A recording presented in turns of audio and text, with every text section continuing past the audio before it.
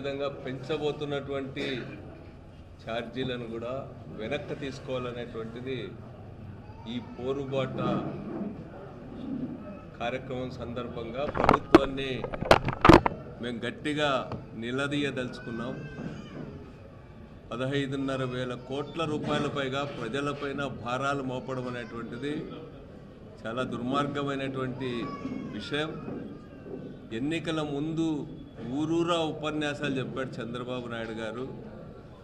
ఛార్జీలు నేను 5 ఏళ్లలో పెంచను, పైగా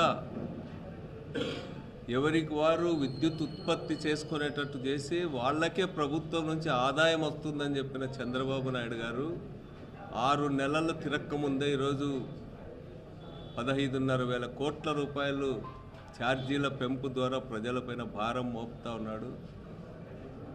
ఈరోజు చంద్రబాబు నాయుడు గారు ప్రారంభం రోజు నుంచి కూడా రాష్ట్రంలో అప్పులు విపరీతంగా పెరిగిపోయినాయని, రాష్ట్రం ఆర్థిక పరిస్థితి చాలా దారుణంగా ఉందని చెప్పడం అనేటువంటిదే ప్రజలకిచ్చిన హామీలను పక్కన పెట్టడానికి, ప్రజలపైన భారాలను మోపడానికే ఇట్లాంటి ప్రచారాన్ని చేస్తూ వస్తున్నాడు. ధరలు పెరిగినా గత ప్రభుత్వాన్నే నిందిస్తూ ఉన్నాడు.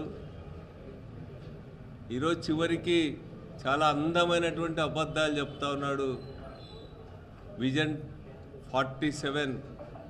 2047 లేకపోతే విజన్ 2029 అనే పేరు మీద ఈరోజు చంద్రబాబు చెప్తున్నటువంటి విజన్ను ప్రజల చేతులతోనే ప్రజల కళ్ళు పొడిచేటువంటి విధంగా ఉంది.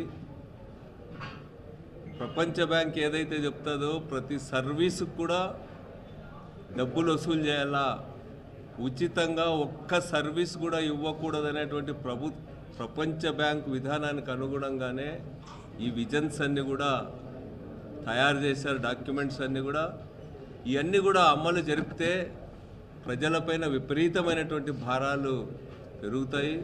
సంపద సృష్టిస్తా, అభివృద్ధి చేస్తా అని చెప్పేటువంటి చంద్రబాబు నాయుడు గారు ఈరోజు పెద్ద ఎత్తున ఈ పెంచినటువంటి విద్యుత్ ఛార్జీలే కాకుండా రాబోయే జనవరి నుంచి ఆస్తి పన్నులు పెంచబోతూ ఉన్నాడు, రిజిస్ట్రేషన్ ఛార్జెస్ పెంచబోతూ ఉన్నారు, యూజర్ ఛార్జెస్ పెంచబోతూ ఉన్నారు. ఇప్పటికే రాష్ట్రంలో, జిల్లాల్లో, రాష్ట్రాల్లో వేసేటువంటి రోడ్ల నిర్మాణానికి యూజర్ ఛార్జీలు వసూలు చేయాలనేటువంటి, టోల్ వసూలు చేయాలనేటువంటి నిర్ణయం ఇప్పటికే చేశారు.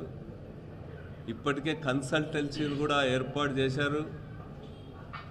ఇప్పటికే టెండర్ విధానాల్లో కూడా మార్పులు తీసుకొచ్చినారు. రాబోయే కాలంలో ప్రతి సేవకు కూడా ఈ ప్రభుత్వం ప్రజలపైన భారాలు మోపబోతూ ఉంది. అందుకనే ప్రజలు అప్రమత్తం కావాల్సినటువంటి అవసరం ఉంది. వైఎస్ఆర్ కాంగ్రెస్ పార్టీ దీన్ని ఊహించే ఈరోజు వీటిని ఆఫ్ చేయడానికి, ప్రజలకు అండగా నిలబడడానికి, ప్రజలపైన భారాలు పడకుండా ఉండడానికే ఈరోజు ఈ పోరాట కార్యక్రమాన్ని తీసుకోవడం జరిగింది. ఈ 6 నెలల్లోనే 69,000 కోట్ల రూపాయలు అప్పులు చేశాడు చంద్రబాబు నాయుడు గారు. అమరావతి పేరు మీద మరో 15,000-16,000 కోట్ల రూపాయలు అప్పులు చేయబోతూ ఉన్నాడు.